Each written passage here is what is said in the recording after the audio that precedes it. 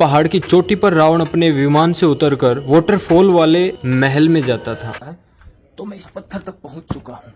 अब यहाँ से ऊपर देखो, थोड़ा थोड़ा दिख रहा है कि ये जो गुफाएं हैं ये उस समय जब चलती होंगी तो ऐसे अंधेरे में तो नहीं चलती होंगी। अरे वाह, न्याय की व्यवस्था तुम्हारी। वहाँ पर थोड़ा डरावना लगता है, थोड़ी अजीब, इसीलिए यहाँ कोई नहीं आता है। मेरे पीछे सीता अम्मम का टेम्पल है और ये नुवारा एलिया में है और ये अशोक वाटिका के पास है एकदम। और माना जाता है यहाँ पर लोगों की आस्था है, हिस्टोरियन भी यहाँ पर या जो बताने वाले वो सब भी, कि यहाँ माता सीता स्नान करती थी जब यहाँ आसपास वो रहती थी। अभी अनुभव हो रहा है शीतल वायु है यहाँ पर, बहुत धूप है लेकिन हवा ठंडी चल रही है।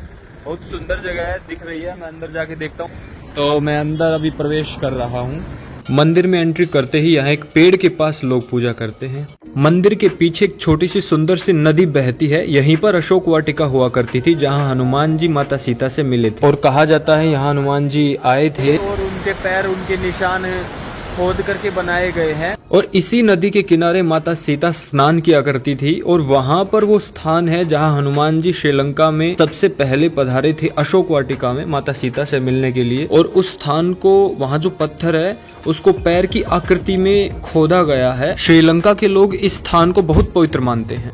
श्रीलंका में पूरे वर्ष सबसे ठंडा रहने वाला स्थान है ये और सबसे सुंदर और रमणीय स्थान भी है। इसके चारों ओर पेड़ पौधे हैं और ये जो पहाड़ है, ये जो पत्थर है, ये करोड़ों वर्ष पुरानी फॉर्मेशन के हैं। और दूसरी तरफ से भी नदी आती है, वहां से बहाव बहुत ही अच्छा दिखाई देता है और यहाँ कभी फलों के बहुत पेड़ पौधे हुआ करते थे। तो अब मैं नुवारा एलिया से ट्रेन के द्वारा रावण की नगरी एल्ह जा रहा हूँ। बहुत सुंदर सफर है। तो एल्ह पहुंचकर मैं रावण के एकमात्र प्राचीन मंदिर में पहुंच गया हूं। अब आपको मंदिर दिखाता हूं मैं। तो जूते निकाल दिए हैं, घंटा बजेगा अभी। घंटा बज गया है। मेरे पीछे ये प्रवेश द्वार है और सीसीटीवी कैमरा लगा हुआ वैसे वहां पर। और ये रावण का एकमात्र मंदिर है, पहाड़ काट करके बनाया हुआ है। ये पूरा पहाड़ है, पूरा पहाड़ी एरिया है चारों तरफ। ये एल्ला में है, नुवारा एलिया से थोड़ा आगे। और मैं ट्रेन के द्वारा यहाँ आया। प्लास्टर किया गया है और कुछ छपाई, उधर बुद्ध की मूर्तियां हैं और ये रावण है, ये आप देख रहे हो इधर। ये दो प्रतिमाएं, तस्वीर रावण की बनाई गई और ये पहाड़ काट कर बनाई गई। ये गुफा टनल है, ये ऊपर ओरिजिनल रियल पहाड़ है और ये करोड़ों साल पुराना पहाड़ है, जियोलॉजिकल सर्वे के द्वारा जब बताया गया है। तो ये रावण का मंदिर मैं आपको दिखा रहा था। यदि आसपास कहीं कोई गुफा या टनल होगी तो रावण के नाम से, तो मैं वो भी आपको दिखाने का प्रयास करूंगा। कहते हैं यहाँ पर जो टनल है, टनल नेटवर्क है, यहाँ से जो जाता है, निकलता है, वो पूरे श्रीलंका के एयरपोर्ट्स पर, मुख्य मुख्य सिटीज जितनी भी है, उन सब जगह जाता है। इसको रावण गुहा भी बोलते हैं और लिखा हुआ है रावणा एल्ला प्री हिस्टोरिक केव्स। और टिकट ले ली है फॉरनर्स के लिए, 200 सस्ता प्राइस है यहाँ पर। ये केव का रास्ता ऊपर चढ़ना एकदम पहाड़ी के ऊपर, तब हम पहुँच पाएंगे। और यहाँ पर रावण के कई सारे मंदिर हैं वैसे श्रीलंका में, लेकिन उनमें से एक जो केव पर प्रसिद्ध मंदिर है वो मैंने आपको दिखाया है। तो अब चलते हैं टिकट्स के साथ ऊपर। रावण की गुफाओं में जा रहा हूँ और अभी भी ऊपर चढ़ ही रहा हूँ मैं।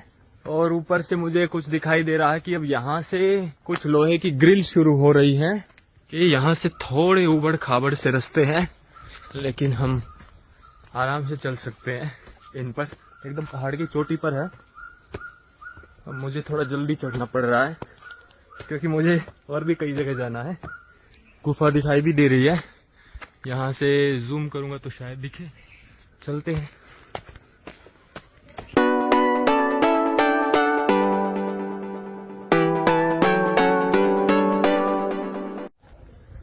मेरे पीछे रावणा गुफा आप देख रहे हैं। और मैं स्पेशल सिगिरिया रावण के महल को देखने, रावण की राजधानी को देखने, रावण के मंदिरों को देखने, रावण की गुफा को देखने, रामायण की ऐतिहासिक जगहों को देखने के लिए और बुद्ध धम्म की कुछ गहरी बातों को जानने समझने के लिए भी मैं श्रीलंका आया हूँ। उन्हीं जगहों में से एक ये है जहाँ मैं स्पेशल आया हूँ। और मेरे ड्राइवर को भी, जो यहाँ का लोकल है, इस जगह का उसको भी नहीं पता था, बहुत कम लोग इस जगह के बारे में जानते हैं। तो मैं इस जगह को दिखाता हूँ आपको। ये गुफा पर ऊपर चढ़ने के लिए पुराना रास्ता है, यहाँ बहुत फिसलन है, लोहा गल चुका है और ये नया रास्ता है अभी जो बनाया हुआ। ये लोहा पूरा हिल रहा है और गला हुआ है ये, शायद इसीलिए। तो मैं चढ़ने की कोशिश करता हूँ यहाँ से। अब मैं चढ़ लेता हूँ धीरे धीरे ऊपर। पहुंच गए हम एकदम ऊपर। वहां से आने का रास्ता है और मैं यहाँ खड़ा हुआ हूँ। मैं एक बार फ्लैशलाइट ऑन करता हूँ। अब आप थोड़ा ठीक से देख पा रहे होंगे, मैं जहाँ खड़ा हूँ यहाँ थोड़ी सी रेत मिट्टी है और ये रास्ते किसी समय बनाए गए होंगे मिट्टी डाल डूल के, या पत्थर भी बहुत सारे हैं, लेकिन फिसलन है यहाँ से। और मेरे पीछे बहुत गहरी गुफा है। ये जाने का रास्ता किसी समय पुराना हुआ करता था। जियोलॉजिकल सर्वे जो हुए हैं उसमें ये बात निकल के आ रही है कि ये जो केव्स हैं, ये जो रावण की गुफाएं हैं, ये लाखों साल पुरानी है, प्री हिस्टोरिक पीरियड की। इनको नहीं पता एक्चुअल में कब की है, लेकिन ये 25-30 लाख साल पहले जो इनका पीरियड शुरू होता है, ये उस समय की। तात्पर्य ये है, रामायण आज से लगभग 9 लाख साल पहले हुई। तो ये जो गुफाएं हैं, ये श्री राम, राजा दशरथ, रावण, उनके पूर्वजों के भी पूर्वजों के समय की है। लेकिन रावण का नाम इनसे विशेष रूप से इसलिए जुड़ा होगा क्योंकि उसने इनको एक्सपेंड किया होगा। क्योंकि कहा जाता है कि ये जो श्रीलंका की बड़ी बड़ी जितनी भी सिटीज हैं, जो भी इंपोर्टेंट जगह हुआ करती थी इतिहास में भी और आज जो हैं, वो सब जगह इन गुफाओं से जुड़ी हुई है।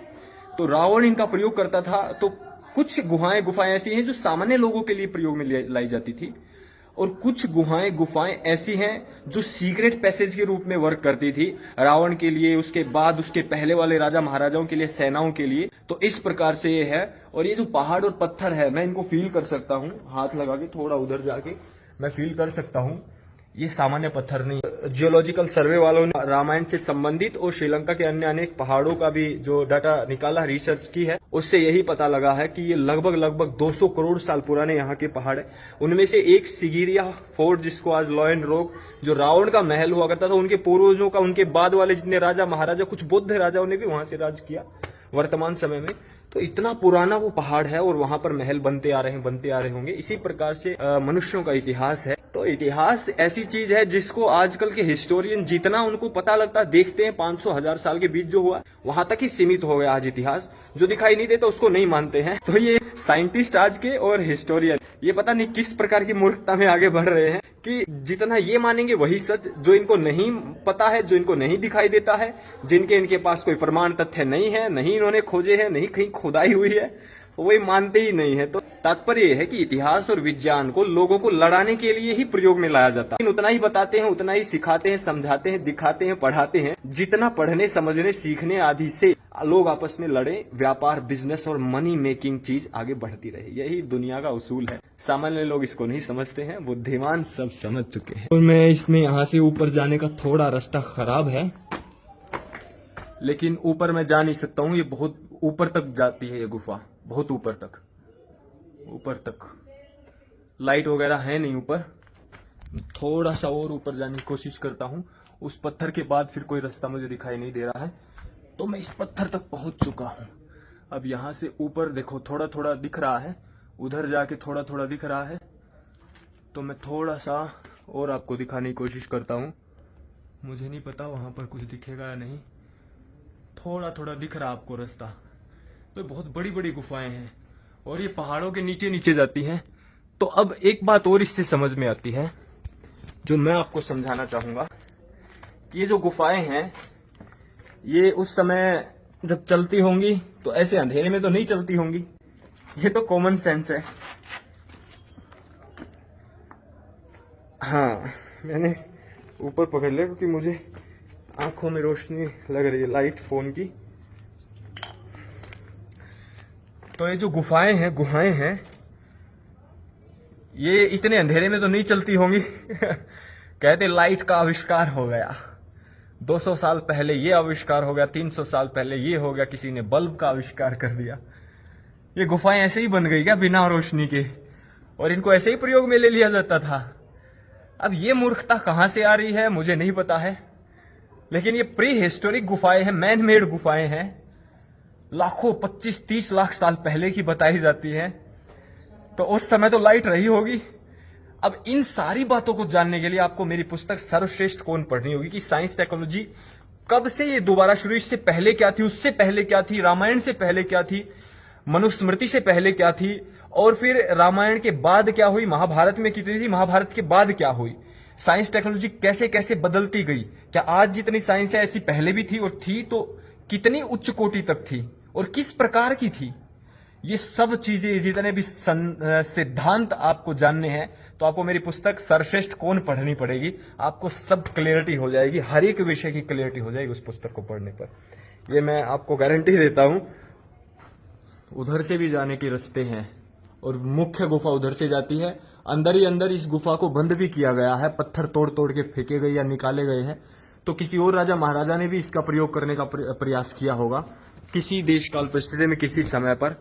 हजारों साल पहले, लाखों साल पहले बहुत लोगों ने प्रयोग करने का प्रयास किया होगा। कुछ प्रयोग कर पाए होंगे, कुछ आधी प्रयोग कर पाए होंगे, कुछ पूरी कर पाए होंगे, कुछ थोड़ी सी कर पाए होंगे, कुछ ने खोलने का, ढूंढने का प्रयास किया होगा कि कोई खजाना मिल जाए, कुछ और चीज मिल जाए यहाँ पर, लेकिन संभवतः सफल नहीं हुए होंगे क्योंकि बहुत डेंजरस और बहुत खतरनाक दिखाई देती है। इसके अंदर जाना और ढूंढना, तोड़ के पत्थरों को निकालना है, वो करना कोई हंसी खेल नहीं है। हजारों लोगों से भी संभव नहीं हो पाएगा। बुद्धिमान लोगों की साइंस टेक्नोलॉजी की जरूरत है, जैसी साइंस टेक्नोलॉजी रामायण काल में थी।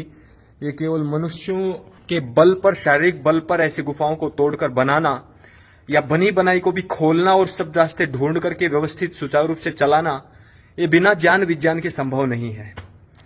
तो इसीलिए संभवतः बाद के सालों में इनका प्रयोग बंद हो गया होगा। और आजकल की सरकार या आजकल की साइंस टेक्नोलॉजी इतनी कैपेबल नहीं है कि पूरे श्रीलंका में फैली हुई इन गुफाओं को साफ करके कनेक्ट कर सके और संसार के समक्ष प्रस्तुत कर सके। ऐसी है नहीं। तो पता लगता है कि साइंस टेक्नोलॉजी आज जो है और पहले जो थी उसमें कितना डिफरेंस होगा। पुष्पक विमान तो बहुत साधारण चीज है, इन सब चीजों को देखते हैं तो वो तो एक विमान का नाम लेकर के बस ऐसे कहते मिथ होगा। तो ये भी क्या मिथ है क्या? ये प्रत्यक्ष दिखाई दे रहा है। तो यहाँ प्रत्यक्ष को प्रमाण की आवश्यकता नहीं होती है, ये तो आंखों से दिख रहा है, इसके लिए किसी प्रमाण की आवश्यकता नहीं। लेकिन अब लोगों को प्रमाण से लेना देना नहीं, पॉलिटिक्स से लेना देना है, स्वार्थ से लेना देना, राजनीति चलनी चाहिए। महात्मा बुद्ध अपने घर का आदमी थोड़ी था। महात्मा बुद्ध का नाम लेंगे, पूजा पाठ करेंगे, फूल चढ़ाएंगे, लेकिन राजनीति करने के लिए। बस यही सब संसार के लोगों का है। ऐसा ही जीसस के साथ हुआ, ऐसा है अल्लाह, कोई सब अपने अपने कैरेक्टर्स बना लेते हैं और स्वार्थ के लिए बनाते हैं, ये याद रखना। चलिए, ये है रावण गुहा। गुफाएं यहां से शुरू होती हैं और मैं स्पेशली इस चीज के लिए श्रीलंका आया हूं और मुझे अच्छा लग रहा है कि मैं यहाँ आया और मैं इस ऐतिहासिक चीज से अपने आप को कनेक्ट कर पाया और प्रत्यक्ष इस चीज को देख पाया। अब नीचे उतर रहा हूँ धीरे धीरे, यहाँ से मैं चलता हूँ रावण के वाटरफॉल की ओर। अब देखो, भारत में इतिहास है वो ठीक है, अब ये इतिहास ये श्रीलंका में भी है ना भाई, पाकिस्तान में भी है ना, इंडोनेशिया में भी है, और अन्य 50 से ज्यादा देशों में फैला हुआ है। श्री राम, रामायण, रावण का इतिहास, तो सबके सब झूठे और कुछ मूर्ख व्यक्ति सच्चे। वाह वाह, न्याय की व्यवस्था तुम्हारी, स्वार्थियों की जमघट जमात है ये। यहाँ चढ़ने उतरने में बहुत ज्यादा समस्याएं हैं और थोड़ा सा अंधेरा है, वहां पर थोड़ा डरावना लगता है, थोड़ी अजीब फीलिंग आती होगी, इसीलिए यहाँ कोई नहीं आता है। मतलब मैं यहाँ पर पिछले 1-1.5 घंटे से चढ़ा और यहाँ पर हूँ 1.5 घंटे से लगभग। मैंने यहाँ 3-4 लोगों को ही देखा है और वो श्रीलंका के ही लोग थे, लोकल थे, बाहर से कोई टूरिस्ट या कोई यहाँ पर नहीं आता है।